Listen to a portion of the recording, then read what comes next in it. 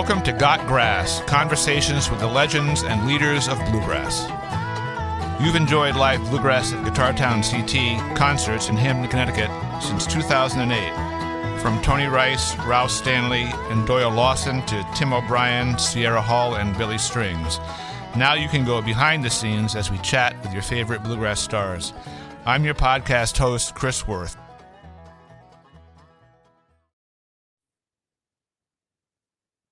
Well, my guest today on Got Grass is Tim Stafford. So welcome, sir. Good to see you, Chris. Glad to have you. I just wanted to mention quickly, I know that you and Ronnie Bowman had written some songs together, and I feel like the bluegrass world is still kind of reeling from his death. Just so shocking, and I don't know. Are you feeling the same thing? I sure am, man. This is one that is just a real gut punch, and I felt that just seeing and talking to a lot of people at the memorial service.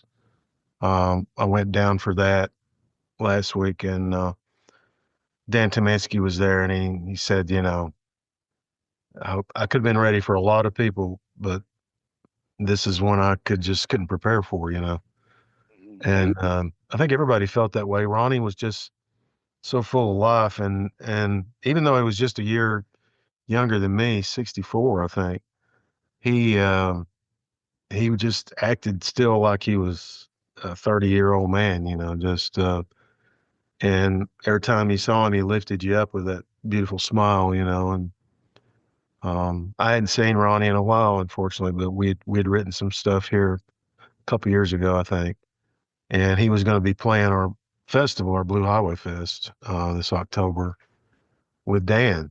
And Dan told me, he said that we had started gigging again. We had a lot of shows coming up, and but I wanted to be there for Garnet, and his daughters. I don't think I'd ever met them, and one of his daughters looked so much like Ronnie. It was just uncanny, and I'm glad I went. Craig Market was behind me, and of course he wrote a lot of songs and performed with Ronnie as well. And I've written a lot with Craig, and he said, "This is about like heaven, I guess. Everybody's here you thought would be here, but not under these circumstances." And that's sort of the way that I look at it too. So he'll always be remembered, man. Just gone too soon. Yeah. I hate to start out on a sad note, but I think you have to acknowledge the sadness there. It's not going away anytime soon. Yeah. I usually start out these interviews with a non-music question, which is, what's a perfect day off for you? Oh, how many days off? I know, I was teaching at ETSU. I was the artist in residence for 2 years. From 23 to 25, and it looks like I'm going back over there to do some teaching in the fall of 27 or 26. And,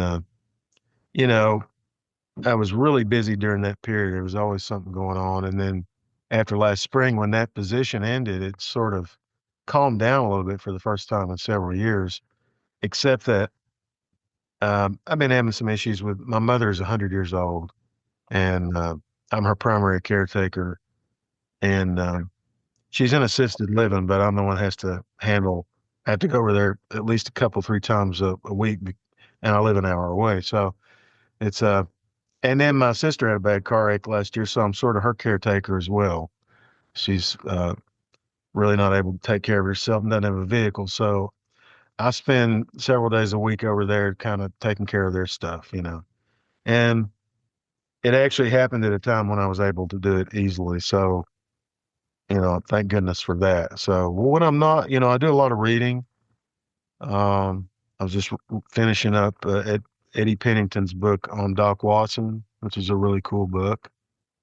Been reading a lot of other books here recently, and trying to get through all these ones that I have over here that I read and put on the list, so I got to get that one. Then I get it, and I don't get around to reading it for a year or two. So, how that goes. You do, yeah. So what was Kingsport, Tennessee like where you grew up? What was that town? How would you describe that town? When was growing up in the 60s. It was a company town. Really, there were two major industries there. One of them was the Eastman Chemical Company. At that time, it was part of Kodak, and that was based in Rochester, New York. And they took the Kodak part and split off Tennessee Eastman Company as a separate company. And but back in the 60s, it was still part of Kodak. And it's a big chemical plant. They make a ton of stuff. And luckily, we lived far enough outside of town that we didn't get the smell from it. We did get some odor every now and then from a paper plant in town. It was called the Mead Corporation. And for years, Kingsport was a printing center. And we had the Kingsport Press here. My grandfather worked there for 40 years before he went on strike. And then the longest labor dispute in American history. Um, and so he was on the picket line a lot of times when I was a kid, growing up there. And, that kind of place, not what you consider typical Appalachia, but we're still part of that region. There's no doubt. Kingsport is where the main chain of the Appalachian Mountains runs all the way to Canada. And then it flattens out and turns into this rolling plain of sedimentary rock. And Kingsport's right there where that starts. So this is a rolling hill country, a lot of rivers. I live right next to the Nolichucky River here in Greenville, Tennessee. So, um, small town America. Um, it's a good place to grow up. As a kid, was your house known as the music house in town? Like, everyone knew there was music at your house all the time, or Not my house. no? Nobody else played in my family except my sisters played piano. But I tell you what the music house was my grandmother's house. Uh, when my grandfather died in 1970, she took his retirement money and redid a room in her house and made it into a music room and bought every Rolling Stones record that had been put out and Waylon Jennings. And before too long, all the kids from the high school were there on Friday and Saturday nights. It became the hangout. And Ruby was her name, and they called them Ruby's Kids. And my buddy Bobby Starnes, that's where I met him. And it was just a big hangout, man, Friday and Saturday night, but it was strictly clean and decent. She didn't allow anything else to go on. She'd throw them out if they did. And so that was sort of the tenor of my childhood was there was always music going on there. Oh. Had he written that song yet about Ruby? Yeah. Have you? Bobby and I wrote a song called Back in the Day. It's on Just to Hear the Whistleblow record. And yeah, it's about Ruby's kids. Yeah, it's too good of a story not to write, so we finally did. Yeah. So I guess you grew up in all kinds of music, but at some point, bluegrass music kind of sucked you in. So what was it about bluegrass that appealed to you so much? You had the Rolling Stones, Waylon Jennings, all kinds of stuff going on. What was it about bluegrass that you loved? Yeah, in 1974 when I got into bluegrass, that's the year I started going to high school. And unbeknownst to me, there was a teacher at the high school, English teacher, Wayne Chilcote, who had a bluegrass band called Country Comfort, and they were very good. And he had influenced a lot of the kids there, including some of my peers. And first day I went into the concert choir class, which my music teacher at my elementary school had taught me into taking this class. There was a couple of guys playing mandolin and guitar, and I was just absorbed by it. And they were disciples of this English teacher. And I had to ask the guy, I remember my friend Greg Cornett, I said, "What is that funny looking little guitar you're playing?" And he said, "Oh, it's a mandolin." He said, "Man, the best mandolin player in the world, his mother lives right down there." And he pointed to this little house below the hill. And it was Doyle Lawson's mother's house. And so I was like, this is starting to get interesting. I listened to those guys pick, and by the end of the day, they had convinced me to get a banjo, so they would have a banjo in their little group. And so that started it all, man. And I just absorbed it a little bit at a time. And a few weeks later, that English teacher's band came into the choir room and played, and that just blew me away. It's like to be right in the middle of all that music. This is a few years after doing banjos. It was the height of the Bluegrass Festival craze, early 70s. And so it was a popular thing back then. John Denver was doing things like, Thank God I'm a Country Boy. And the music was, it was popular among kids. And I have to say, not all kids, but boy, it really appealed to me. And there was just something about it too. The people that played it. First festival I went was in Wise, Virginia, back in the late 70s. But it wasn't too long after I first started playing banjo that this big bus pulled up down at that little house, and it was a country gentleman bus. And I had listened to some of their records. Remembrances and Forecasts was out at that time, and I thought, my God, what a great band.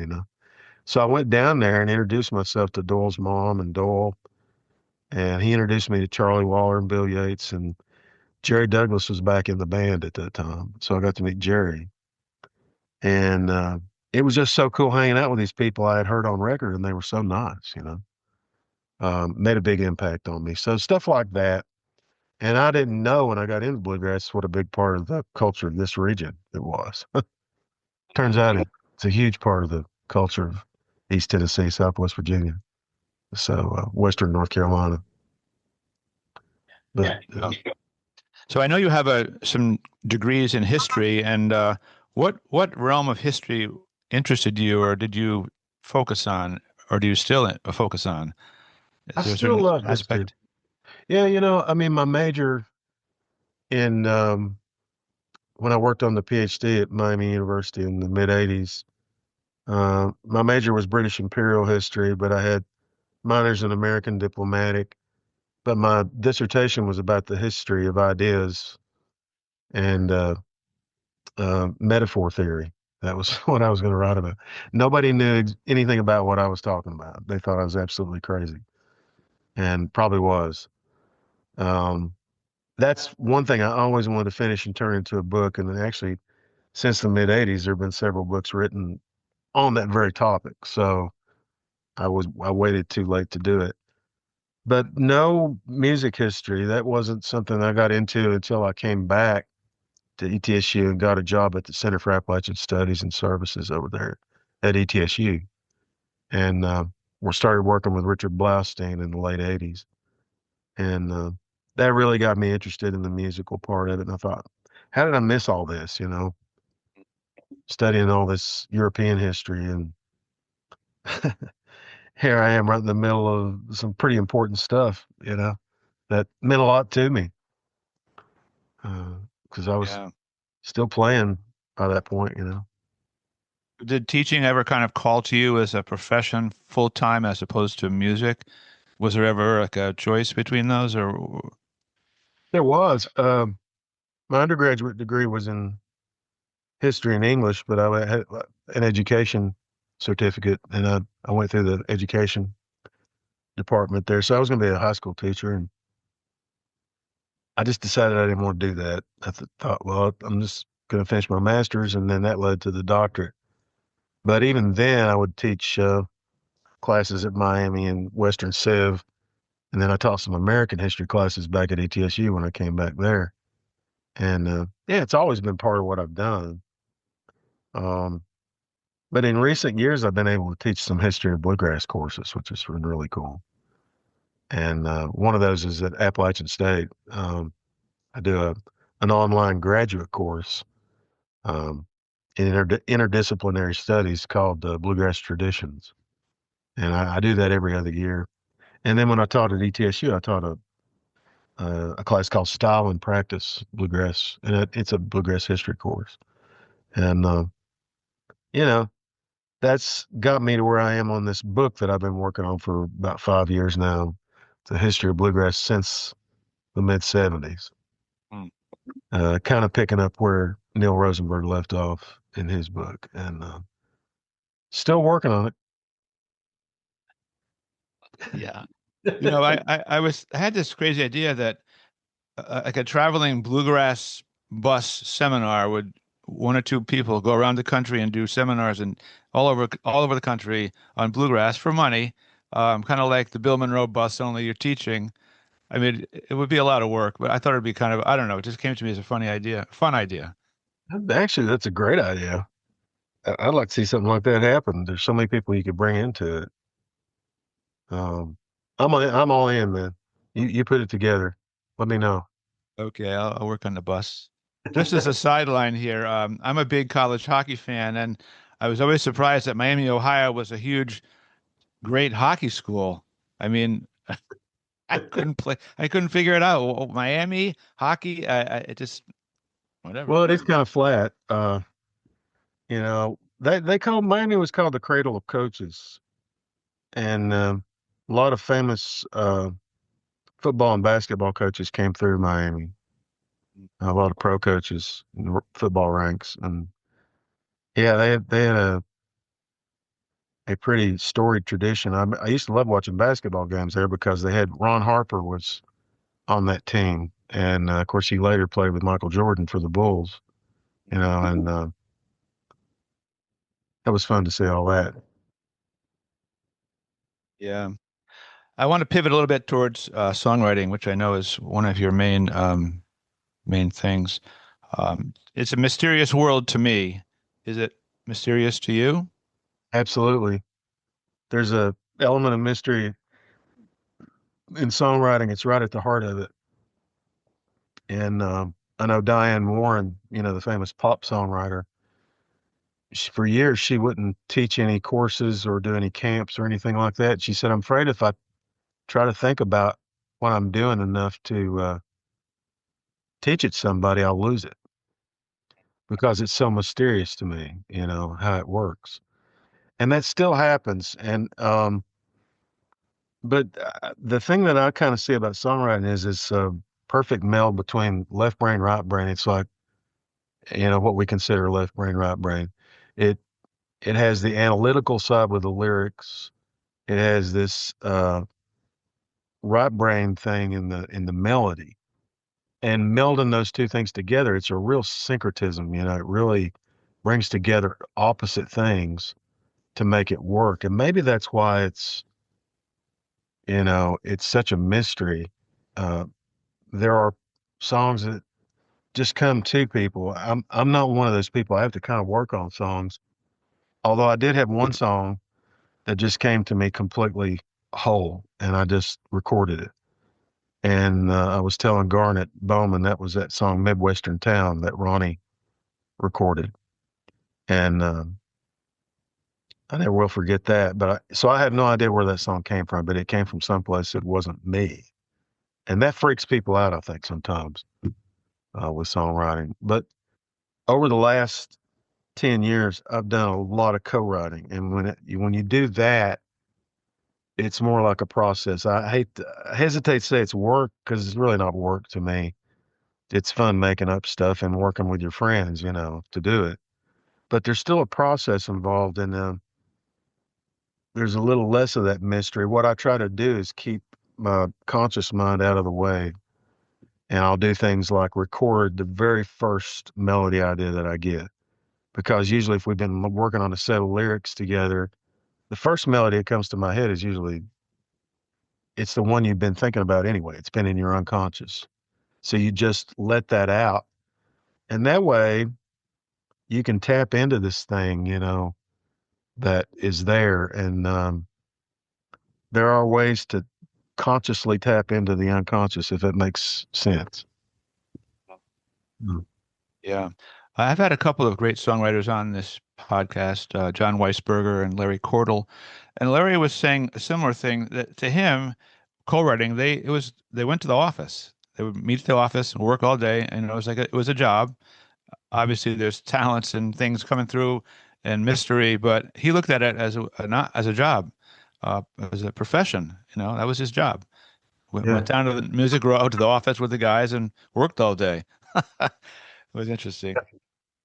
it is. I've done it that way. I still do it that way to a degree, but um, you've really got to be careful not to let that other part of it, that really powerful, unconscious, mysterious part of it, not get away because your songs will start sounding mechanical. Um, I don't know. I can't explain it. I think it's one of those things that disappears the closer you get to trying to understand it, you know? Um, so I just know that it's there and I try to bring it out if I can, but he's right. Um, I know a lot of people that do this for a living and it's a job and they go in and do it, treat it like one. Kind of the way Stephen King said you had to do if you wanted to be a successful writer. He writes 10 pages a day, no matter how long it takes. And he goes in every day to do that. And so it's literally a office that he has there in his house. And that's why he's so prolific, you know. John Weisberger was saying that when he co-writes, which he loves to do, he's the editor. He's not necessarily the idea guy. So he takes someone's germ of an idea and kind of fleshes it out. That's his role. And he admits it. I'm not an idea guy, but I'm good. You give me an idea, I'll fix it for you. Is that a typical arrangement in co-writing? It can be. I've written with John a lot, and you're right, he is that. Although I will say John has had some good ideas when I've written with him. We've got some good songs that came from his ideas, you know. Um, but typically, you know, everybody has their strengths, and it's like when you write with somebody too. It's a relationship. So you first thing you do is talk about what's going on in each other's lives, you know.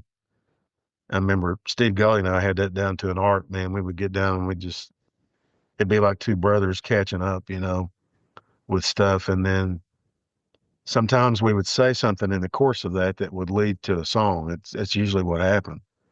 Ronnie was that way. You talk to Ronnie. Ronnie loved taking ideas that would pop up when you were just shooting the breeze, you know, talking to each other before you started writing. Other writers are very, very regimented. They have this idea. They want to go for a hook and they write in a certain way, you know, sometimes trying to be clever. Other people are not that way.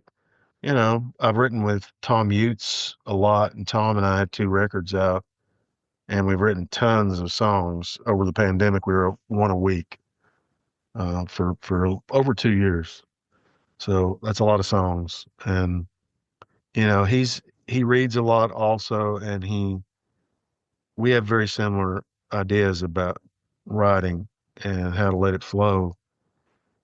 My deal is I'm more of a melody guy, um, but I do like the written word too and the lyric part of it as well. But if we get stuck for a melody, you know, I'm kind of the one that people look to and say, "Hey, well, you got an idea about this?" And usually after stewing with a lyric, say we got two verses and a chorus, I've already been thinking about something in my head about how this goes, you know, because the melody has to match the lyric. So you get to that point in the song and you're like, what does this sound like? You know, and then so you look at it from that point of view. Um, so matching the lyric with the melody is so important. The other thing too is your payoff idea usually comes at the end of a line, whether it's the end of a chorus or a verse. It's too important, so I usually start there and work backwards.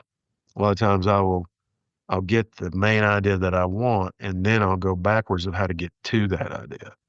So I don't write linearly. Um, and a lot of my co-writers are that way too. Uh, so those are the two main things. But man, there's a world of things. It's crazy. It's great getting to write with a new person and seeing what their personality's like and how they deal with writing because everybody's different. Yeah. It's funny. My next question was, it sounds like you're more of a lyrics first, melody second kind of guy, but I guess you're a melody. I mean, I know you're a singer guitarist, so maybe that plays into it too. Melody is important. Yeah. Very important. You know, James Taylor, his process is very interesting. He noodles around a lot on guitar, and I do that too. Sometimes when I'm watching television and I'm not really watching television, I'm not really playing guitar. I'm kind of in between, and that's when you get more creative. But what James does is he'll play a chord progression and he'll flesh that out, and that will suggest a melody to him. So he'll hum the melody and record it with the chord progression. And then those two things suggest a lyric. And so he writes melody, chord first, which is sometimes rhythm, uh, then to melody, then to lyric last. And he didn't always do it that way. And I don't always do it one way or the other either. I don't start with melody all the time, although I have a melody bank. I have a bank from when I get a good melody idea, I stop everything and I record it on my phone and I send it to myself. So I have a bank of melodies that we might be able to use for whatever reason, and I'll pull those out. Um, but I prefer just going from scratch and maybe just feeling what the lyric is saying when I'm coming up with a melody. Um, there have been a few songs here recently that I had the melody first, and we went around that to build the song, built the lyric after we had the melody. So, it can work both ways for sure. Yeah. I heard the famous story about Elton John and Bernie Taupin. No, Bernie Taupin lived in L.A. and Elton lived in England, and Bernie would write a lyric and send it to Elton. He'd do the mail. They never met. They always so the lyrics came to Elton in a letter in the mail. He'd open it up and read it, and he'd write this. I just can't imagine that. That's kind of crazy, but actually, that was sort of the way that songwriter partnerships worked for a long time. You had all these great duos, uh, Lerner and Lowe. You had Rodgers and Hammerstein. You had Burt Bacharach, and Hal David, and all of these people that would work together. And even in bluegrass, um, you had some famous duos that would work on stuff like Pete Goebel and Leroy Drum. They wrote some really killer songs together. One only did lyrics, the other did melody. And that's usually the way it works in those kind of things. But Bernie and Elton, that is extreme, you know, to have a working relationship like that. I don't have one like that. Uh, Yeah.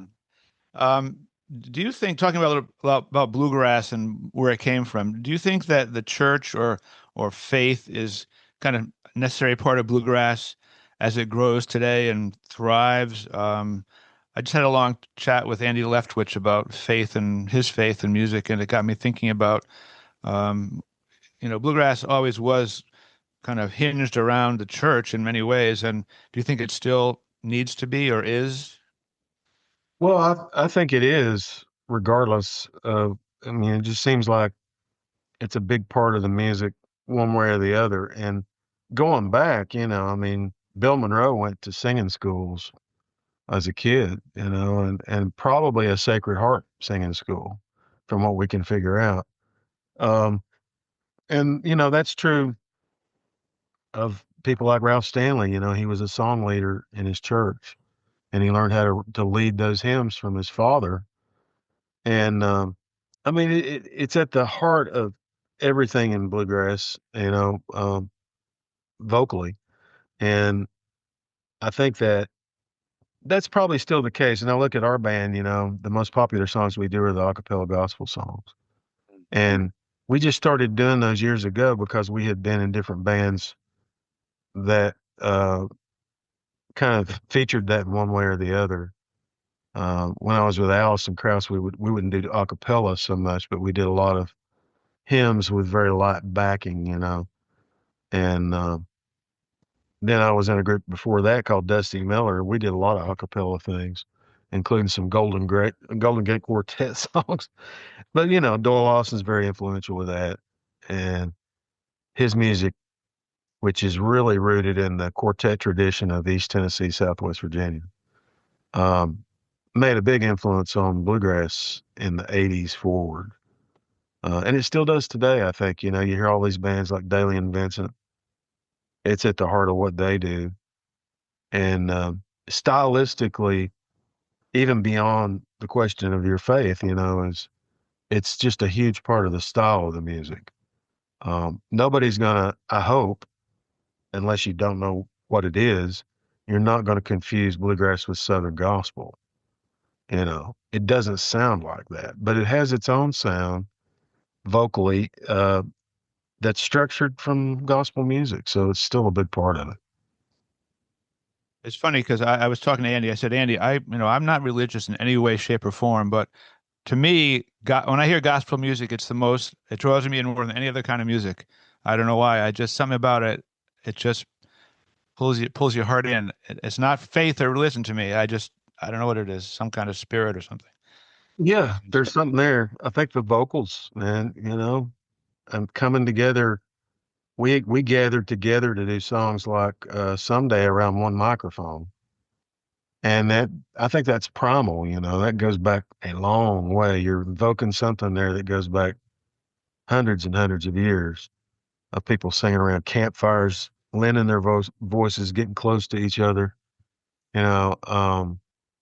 And then the harmony part of it, it just appeals to people that are not even necessarily religious, like you say. I see that all the time.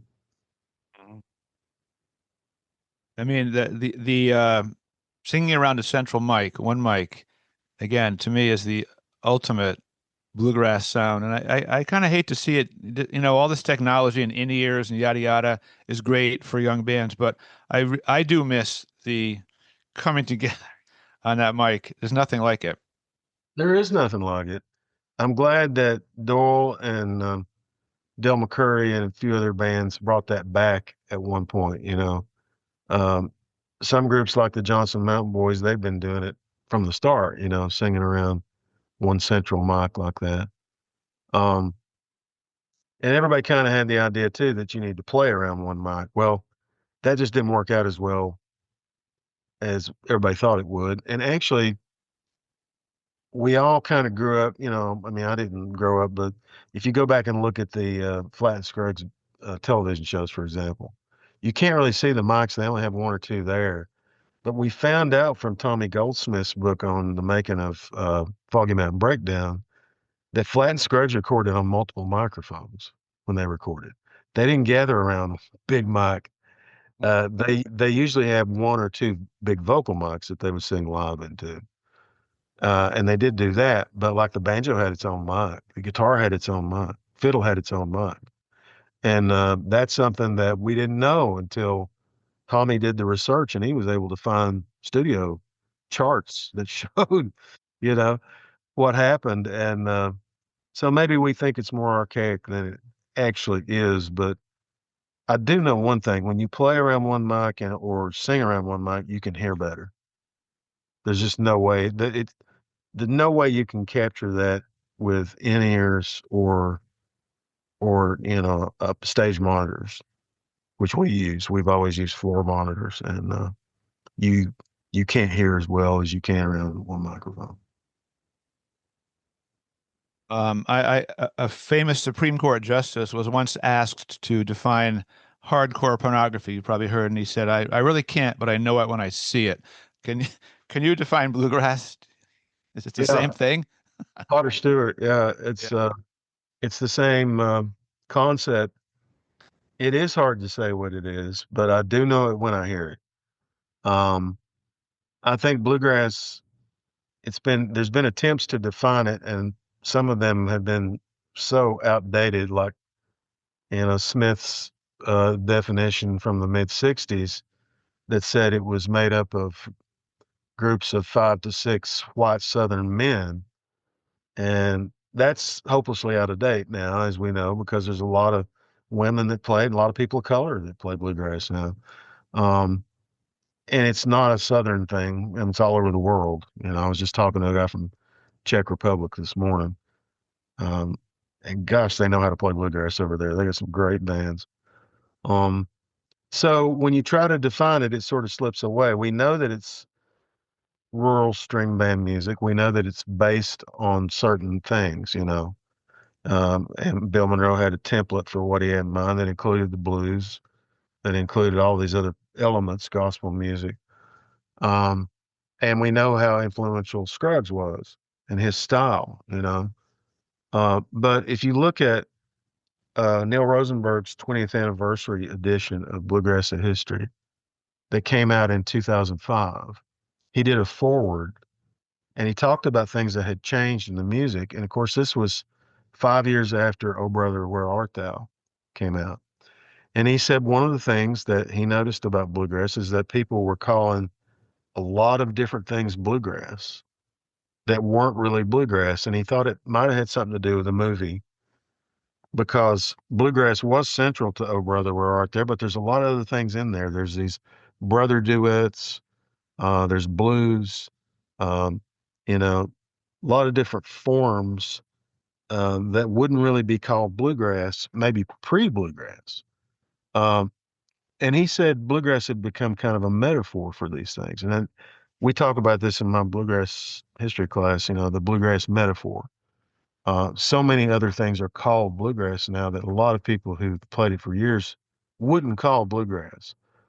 But I think it's vitally important that they do call it that because that's the way bluegrass has always been. I think and it does not hurt commercially. Tell me, let me tell you, if they want to think Mumford and Sons is bluegrass, you let them go right on ahead doing it because it's going to help us. It's going to sell tickets.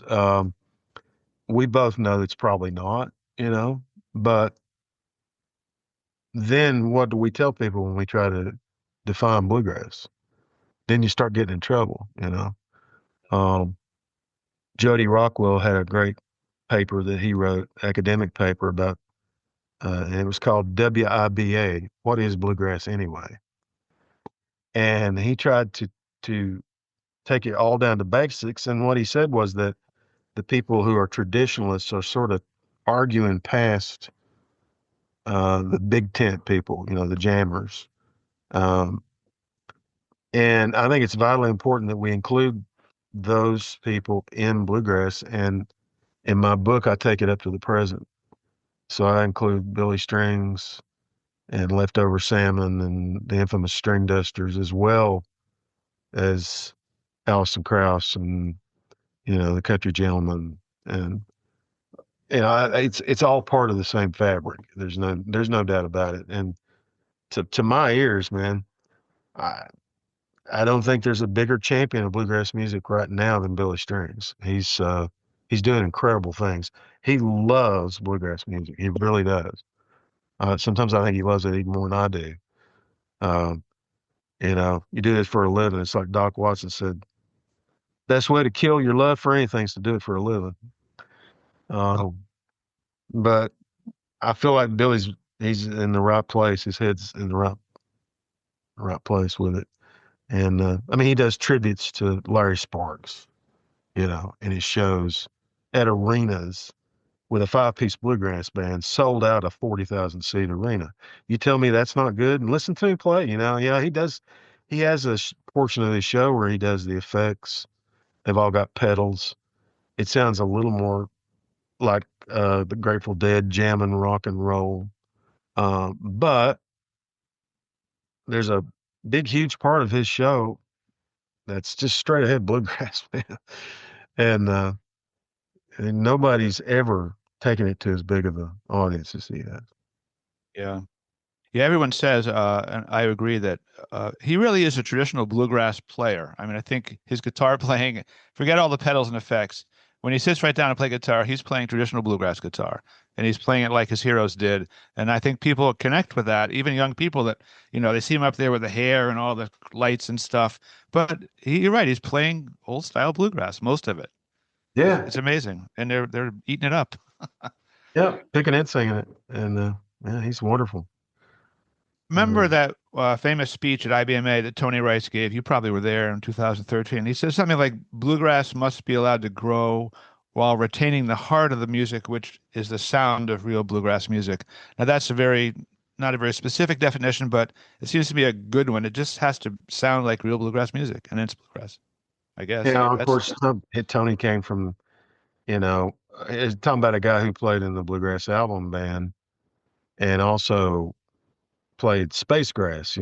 So, I mean, he ran the gamut and, but he always loved bluegrass, and I think that he saw that it was going to be able to survive if it if it didn't stay static, if it was allowed to grow. And that's what's happening right now. It's actually an organic thing. It's evolving as we speak. Um, and I don't pretend to know. I do remember back in the 80s that sometimes there were older players who thought that what we played back then wasn't bluegrass. And I remember and then I got to looking back at my Bluegrass Unlimiteds, and in like 1970 or 71, I guess, there was a cover of Bluegrass Unlimited that said, "The seldom seen, is it bluegrass?" So this is an evolving thing. I've got friends, man, that are hardcore, what they think is traditional country music. So, but traditional country music to them is Merle Haggard and George Jones.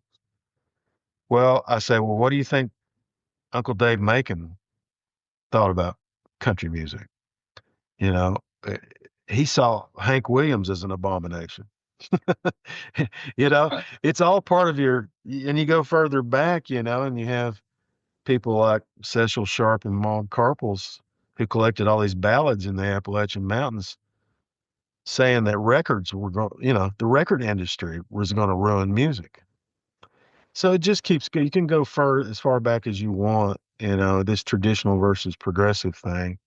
And that gives you enough perspective to realize that it's what it is. It's the music changes, it evolves, and you listen to it and you realize that and like it, or you don't like it.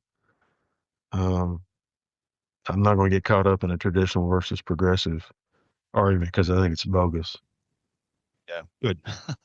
I want to ask you a little bit about this book that you wrote with Carolyn. I have it right in front of you here, still inside. You and Caroline Wright wrote this about Tony Rice. Do you have a favorite memory about that? About doing that book, about a particular conversation you had with? I'm sure you had a lot of them, but anything stand out, or is it just Well, too many, man, too many to mention. yeah. But I will say that the structure of the book was actually dictated by Tony's eloquence. Uh, when we first started working on the book, I worked on it for 5 years, and then I got bogged down and we brought Caroline in, and it took another 5 years. So it took 10 years to do it. And by that time, we had each done like 3 or 4 massive interviews with Tony, and we put them all together, and it was like, ain't nobody going to tell this story better than Tony. So that's the way the book is laid out. It's actually Tony's story in his own words, where we edited these different interviews together.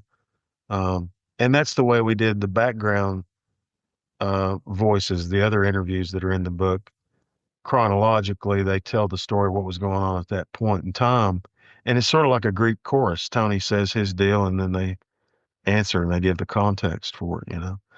Um, that's the way it's laid. That's the reason it's laid out that way, is because Tony was so eloquent when he told his story.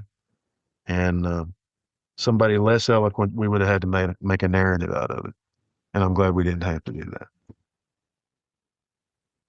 Looking back, now, is there anything different you would have asked him or wished you had talked about that you didn't during those interviews? Any regrets or things you might have wanted to get into and didn't? Yeah, I'm sure there is, but looking back, I think we covered everything that Tony wanted to talk about in his life, and that he felt was important. Mhm. Um, you know, uh, he could have easily later in his life and he talked a lot about politics, and I'm glad we didn't do that. And I'm glad that there's other things that we didn't talk about. And frankly, I'm glad there's no gossip in the book. Um, to me, that's not what you should be talking about unless you're, in a gossip website or rag, and then you can do that. But we were very attuned to what Tony wanted to say, and nobody was better positioned to figure out what his story was. you know, he had lived through it, and his whole family too. Pam, Wyatt, Larry was alive when we started the book, and you know, just making sure that the family and Louise, his mother, was alive. We did some really good interviews with her as well. Um, I just don't think you do a service to the family if you just want to spread gossip, and I'm glad we didn't do that.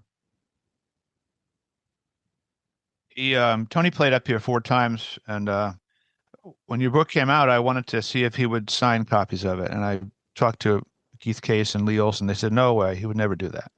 Well, it turns out they were wrong. I bought a case of books, maybe 40, 50 books, and I sold them at the show to people, and he signed every single book for every single person. It was unbelievable. It was a Yeah. highlight of my life to see this. They lined up, and he just, you know, I never saw him turn anybody down for signing a book. We released the book at Merlefest one year, would have been 2010, and he sat out there and signed uh, 700 copies of that book that day, just one after the other. Man, would take a break to go to the bathroom every now and then. That was it, and he'd come right back, and we would keep on signing. And he really wanted people to come and buy the book, and you know, and it was like getting John Harper to sign something. You saw him, Chris. You know how he was. He had this elaborate signature. You know, it took about 2 minutes for him to write his name. But it was cool. Just to see that. And now those books are actually worth a lot more that are signed by Tony.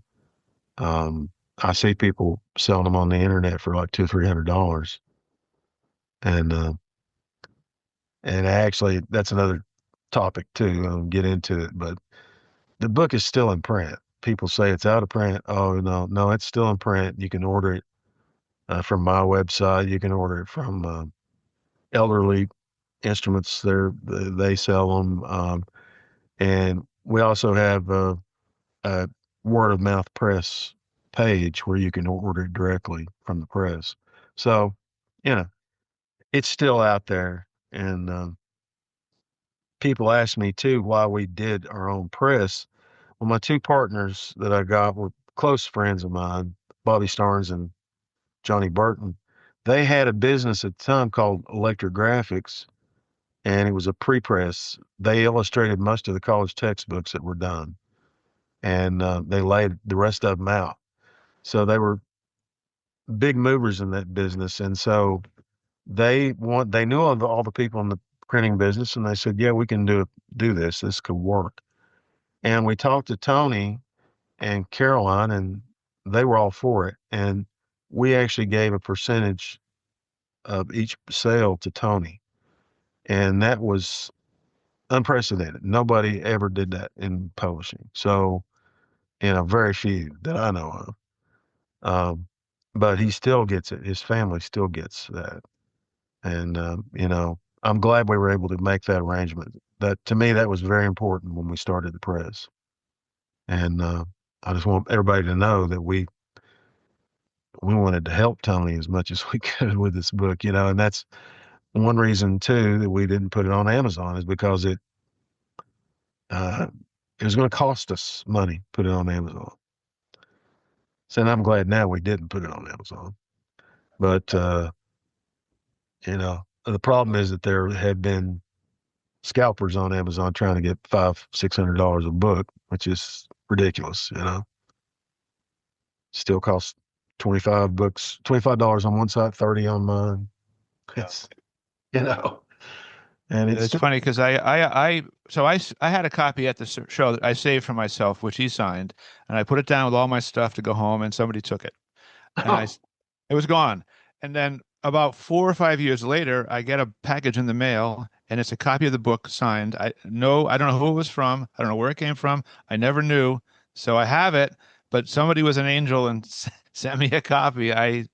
Mysterious. I don't know, but I have it right here, signed by well, Tony. that's great, man. I'm glad Yeah.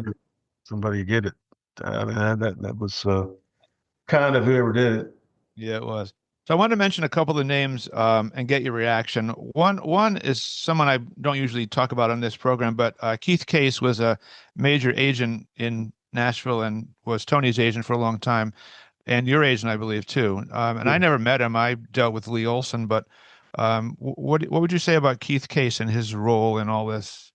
Keith was a sweet guy, and he had a way about him that made people want to work with him. And then he had a reputation, as um, being able to deal with anybody and a no nonsense kind of guy.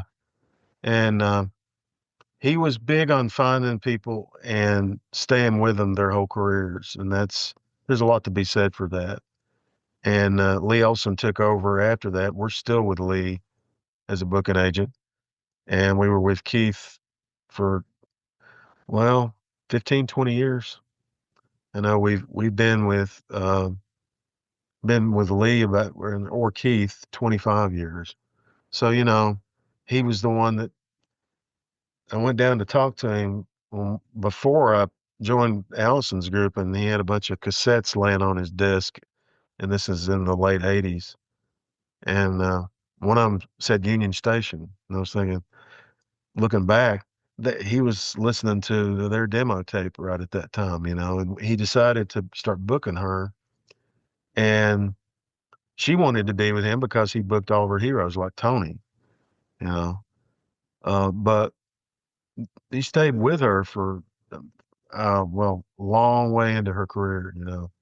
And so that's the cool thing about bluegrass. That's the cool thing about people like Keith Case, that he wanted to do that. He wanted to find people and go along as their whole career with them. Mhm. I know you were with Allison's band early on.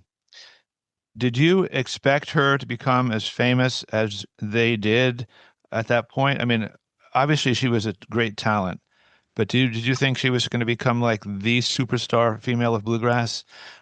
Well, Or I wasn't in the first group. The Union Station actually was started by John Pennell. Mhm. And then there was a series of people from Illinois and Indiana, that area where Allison's from, that played in the band.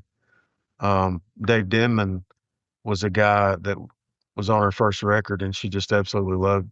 Dave was a great singer and guitar player, musician, and passed away, unfortunately, here about 10 years ago. But um, when I got into the band in 1990, she had already asked me before that to play with her, and I couldn't do it. I was going to take Dave Denman's spot, and I couldn't do it at that time. So Jeff White ended up playing with her at that point, and they did the Two Highways record together. Well, then back in 1990, Barry Bales and Adam Steffi and I were all in a group called Dusty Miller, and she liked Dusty Miller, and she had actually gotten me and Barry to fill in for Jeff, and her brother Vic by that point was playing in the band, and so we had filled in, and we thought she was going to do that again, and we met up at Adam's grandpa's place up above Hilton's, Virginia, and picked, and she sprung the thing on us. Do you want to join the band? Well, gosh, And I tell you, I knew how good she was.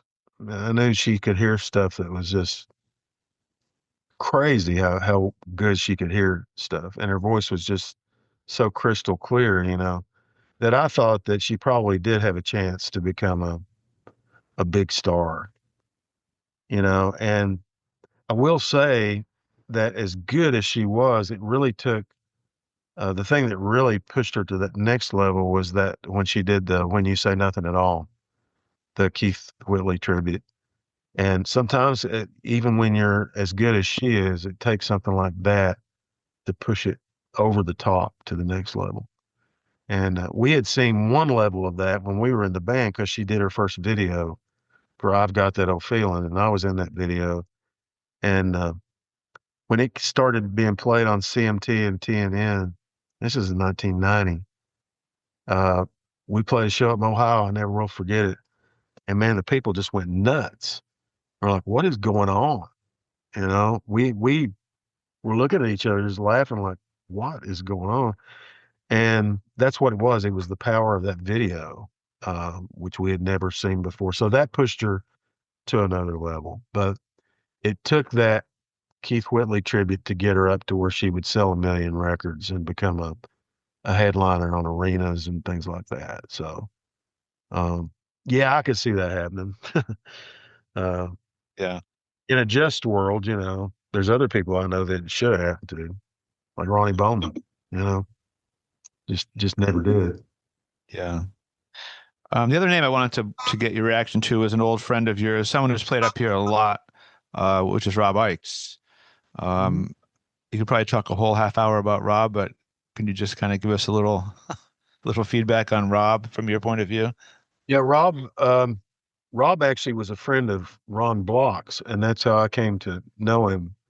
Um, when Ron joined Union Station, he had been playing in California with a group of people, Eric Uglum and Rob Ickes and a few other people in a group called Red Wine.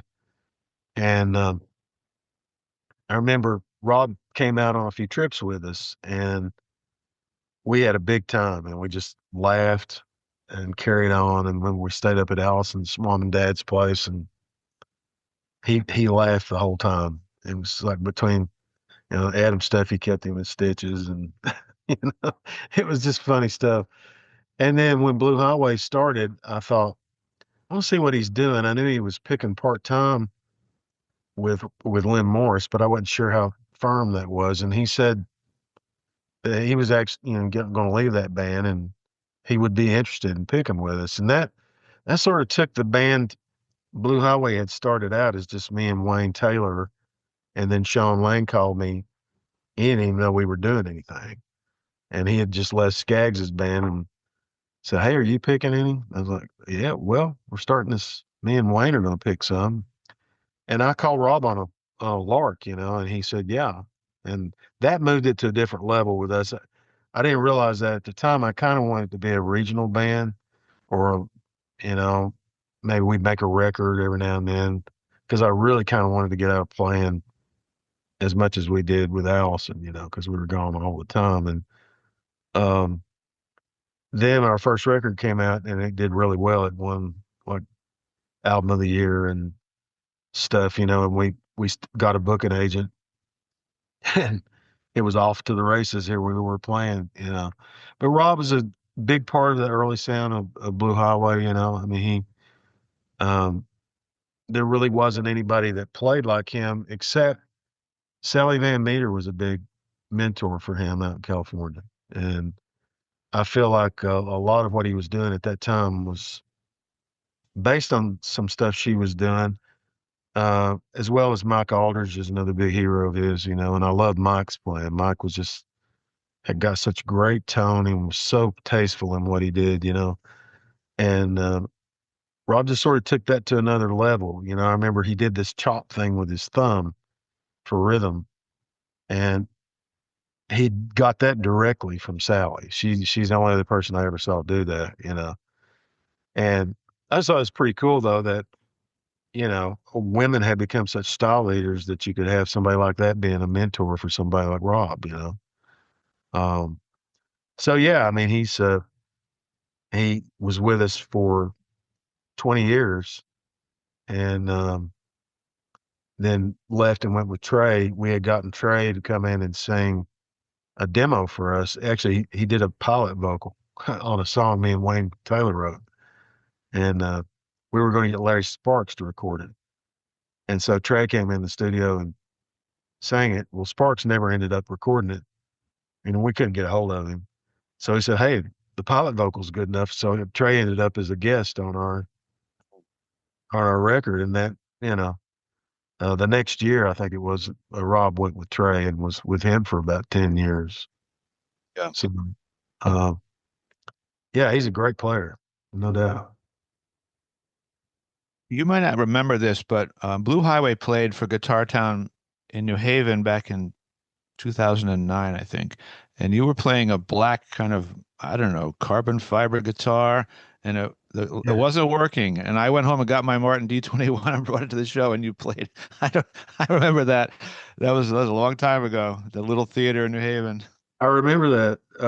Yeah, I had a problem with the electronics on it, and that guitar actually sounded really good with the Aura Fishman Aura thing I was using at that time, and it was a great travel guitar too because it was made out of carbon fiber. It's the Composite Acoustics was the name of the company that made that guitar. But I'm glad you bailed me out with that Martin. And now I play a wood guitar all the time. It's play a Rufus Thames uh, Yeah, I was copy. going to ask you about that. I wondered what you're playing now. Yeah. Yeah, Rufus is a great builder from Bristol, Virginia, and he built a copy of my 34 D18 that is just really, really close to it. The neck is the same size and all that. And man, what a builder that guy is. He's getting a real reputation, and his list is getting very long because he makes absolute dead to rights copies of these 30s Martins, and he has got his reputation's just exploded for good reason. He's one of the very best builders in the world right now. Um, Speaking about playing the guitar, how has your guitar playing changed? Either your technique or your approach to playing guitar over the years as you've gotten older. I assume it's changed. It does with everybody. How have you changed your playing? That's a good question. You know, you're not as nimble as you used to be when you get to be 65, but it's just still a matter of playing as much as I possibly can because I think that's a function of how you stay on top of it is just playing more and more all the time, and to make sure your fingers can do stuff, and you got to work on it. You got to practice, but you got to keep the joy in it too, and that's really hard to do sometimes. Um, Luckily, we don't play as much as we used to, um, so I don't ever get worn out from it that way. Um, but I still try to make it fun. That's one way. I told you I play in front of the television. That's one way to keep it fun, keep things going creatively, and also play along with records that got me into it. Like one of my favorites is that one up on the wall there. That's the J.D. Crowe in the New South, 0044. And I dropped that thing on the needle on that thing, and all of a sudden I'm 17 again, you know, and it keeps you interested in it because that's what got you into it, and you keep having to try to rekindle your joy for the music. And also do stuff too, like play along with drum tracks. And I love that grooving thing. And I like the grooving banjo players. I'm recording Monday with Ron Stewart, and he's one of my favorites. His playing sounds like a drum track to me. Uh, I always enjoyed watching your right hand playing guitar. You kind of remind me of J.D. Crowe because you kind of come down vertically onto the strings. It almost looks to me it looks uncomfortable, but I guess it's just your natural way you hold your hand. yeah, yeah, it's Allison called it baby seal flipper. But yeah, I was a banjo player first. For years, I played banjo and literally had to learn how to play guitar overnight. I mean, and it kind of threw me for a loop. One guy in the band said, "Oh man, play guitar." Because the reason I had to play that guitar is because we got a better banjo player in the band than me. And so I knew I wasn't going to be playing banjo. And the mandolin player said, "Hey, three of the strings are the same on the guitar." So I took what I knew on the guitar, and part of that was that right hand. And Crow was he was my absolute all time hero.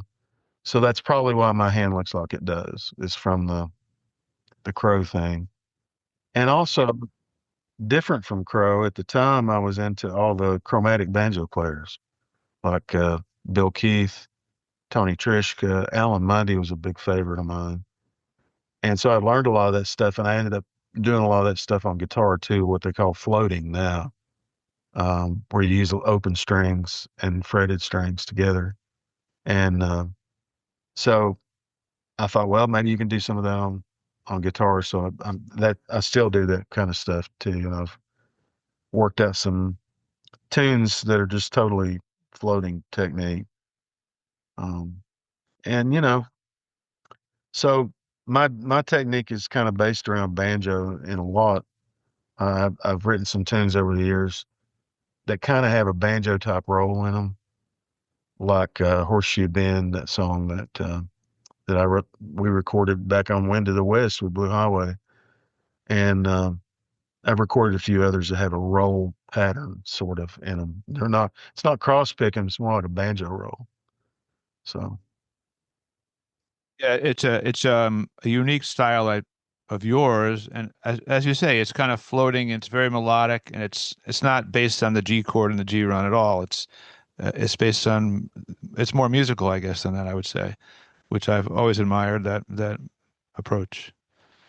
I don't know if it's more musical, but it's just what I was natural to me. Yeah, yeah.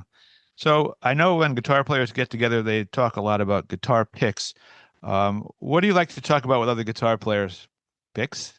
I have some picks. I use these blue chip picks.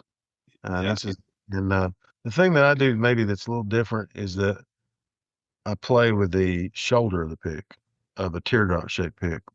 So I don't play with a point like that. I don't play with this part. I play with this shoulder.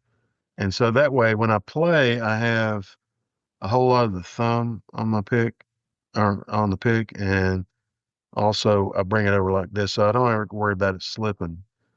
And I feel like you get better tone with that shoulder, especially for rhythm and lead too, really, to a certain point. Now, that lets you not play as fast. So if I know I'm going to play fast, sometimes I'll switch to a pick like this. It's another blue chip, and my friend Rufus had put the holes in it.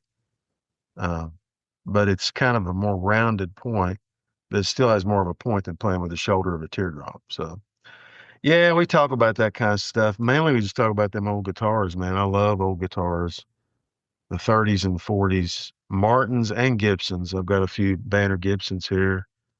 I've had an L double O. Uh, got way too many guitars. I got a 37 Washburn. That's one of the better guitars I've ever played. Um, and got a few others here, just scattered around different arch tops and things like that. Every guitar player that I know of that's serious about it has got what they call GAS, which is guitar acquisition syndrome. And you probably do have it too. I don't know. But, Not as much as some Jake Eddy's one who he just played here. Oh my, he's selling and buying guitars on Facebook. He says they're not my guitars. I'm just the middleman, but I don't know where he gets these guitars from. But he had a nice guitar when he was here too, 30s D28. But yeah. um, so Yeah. I was going to ask you. I'm a big fan of duo playing and singing. Is there anyone that you haven't played with in a duo format you'd like to just maybe sit down or even do an album with just two instruments and voices? Yeah, that's a great idea. There is a guy, and I've tried to get him to do it, and he said he wants to do it, but we never have made it happen, and that's White Rice. And we've talked about it, and we did record one thing while I was doing a podcast at ETSU. Um, I got White on one episode, and we played a version of Last Thing on My Mind, and I really like the way that turned out. So that's going to be on my next solo record. Um, but I love the interplay with different people like that. Tom Utes is great. He's a really great player too. So I like when we can do duet stuff, and we do a lot of our songs too when we play. But in the past, I played with Jack Tottle years ago in a little duet thing, and that was really cool with a mandolin. Um, if you play with another guitar, you got to find different voices, so you end up capoed in different places and things like that, to make it sound different from the other guitar. Um, but yeah, I would actually like to do more of that kind of thing. Would love to do a record with Wyatt, but looks like this one cut is probably all I'm going to be able to squeeze out of him for now. So I've been trying to get a hold of Wyatt to go on my podcast, and I he has responded, but he's never responded yes. He's always said, "Yeah, I'm interested, sure." I think that's the way that's going to end up too. I would love to talk to him, but I just feel like he just doesn't, for whatever reason, doesn't really want to do it, and I respect that. But yeah, he's an introspective guy. He's an introverted guy, I should say. I mean, I get more that way every year. It's like I think the pandemic made it even worse. There are times I just think I just don't want to leave the house. Luckily, I can write without leaving the house with Zoom. And that's what the way that I do almost all my writing these days. So, um, but Wyatt's a great guy. He's very very private, and he still works at East Tennessee State. And man, he does. It's hard to put into words what he does for the students over there. They just absolutely love him, and it's just been a incredibly valuable thing to have the primary living exponent of Rice style guitar there, and you can learn from him and go into his office, which was right next to mine for 2 years, and I would hear all these space grass tunes, coming out, and people playing Blue Railroad Train, and it was just so cool. And then he would actually teach him some of the rhythm too.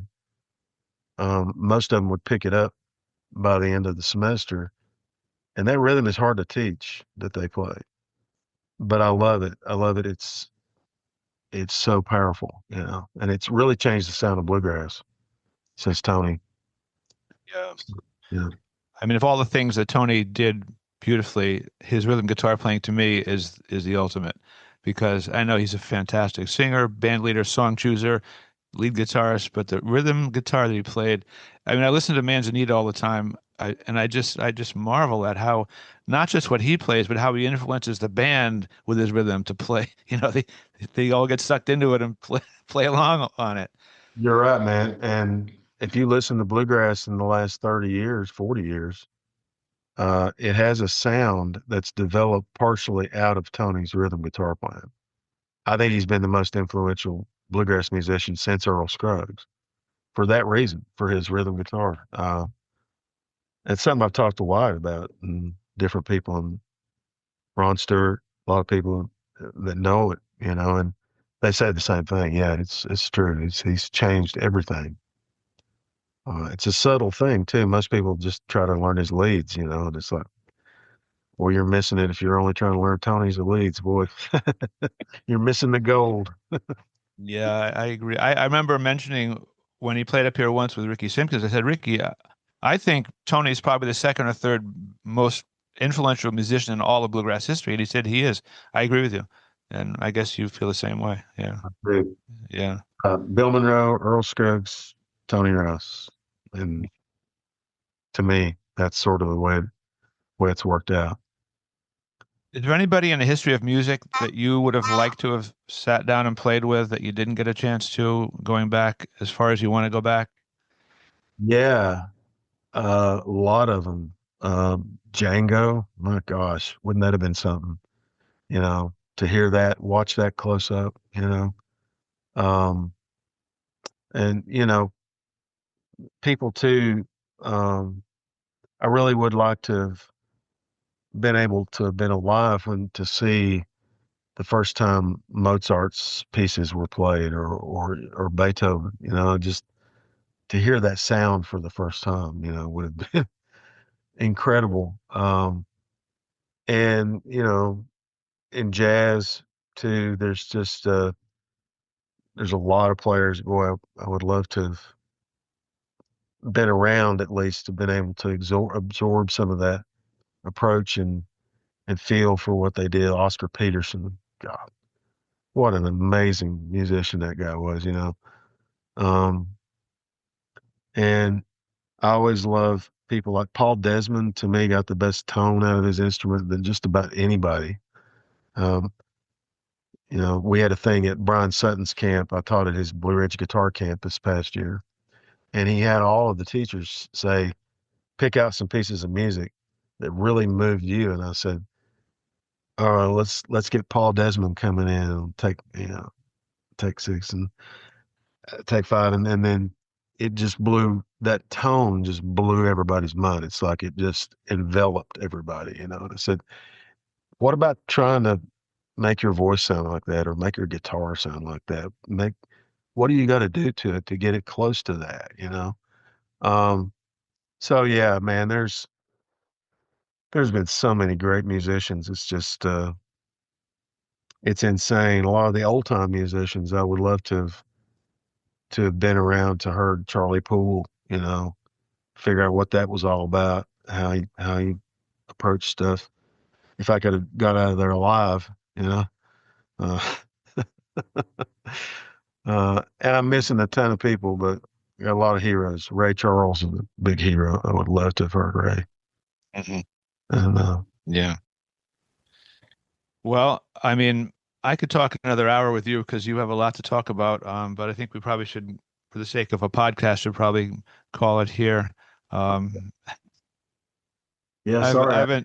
I've enjoyed the conversation. Well, you have a lot of interests that I share with you, so I could go on about jazz. Any of these things, I could talk about Oscar Peterson for an hour with you. It would be easy. But I appreciate you sharing your feelings and thoughts about Tony and Alison, and about songwriting and all the things we've talked about. And I wish you luck with all your pursuits. And hey, maybe I'll see you up here in a duo with Wyatt Rice someday. That'd be great. That'd be fun. Yeah. Give him a call. I don't have his number. I email him at his studio, but I just feel like he doesn't really want to talk to me that much. So. Well, I don't think that's it. I don't think he talks to many people, but yeah. But yeah, I hope so, man. And I appreciate you taking time to do this today. Yeah. All right. Take care, Tim. Thank you. Thank you, Chris. Appreciate it. Yep. I hope you enjoyed our podcast, and thanks for listening. Visit our website, guitartownct.com, for concert and podcast schedules, or just to send us a message. We'd love to hear from you.